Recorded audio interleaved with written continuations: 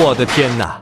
这只熊猫居然在树枝上练起了倒挂金钩，低估了自己体重的它直接压断了树枝，整个熊砸到了下面的木台上，把木台活生生给砸塌了。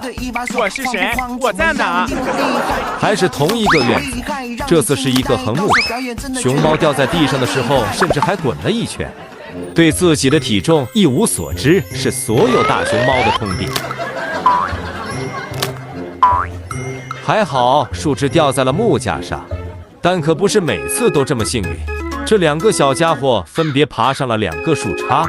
左边的熊猫宝宝选的树枝不够粗，所以一爬上去就开始摇摇晃晃。树下的人开始正为他担心的时候，意外发生了。只听咔嚓一声，树枝应声折断，这只熊猫宝宝也从树上掉了下来。但你别说，熊猫还真的挺抗摔的。比如这只熊猫，它正试图把自己的小屁股卡在树杈上，结果刚一坐下去，树杈就断了，它直直地掉在了地上，触地的瞬间居然还反弹了起来。这就是长得胖的好处之一嘛。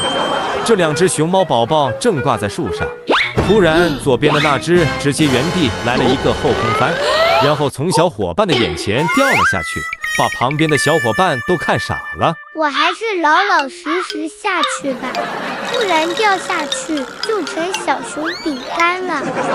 喜欢的朋友请关注我，可爱国宝爆笑解说，每天更新。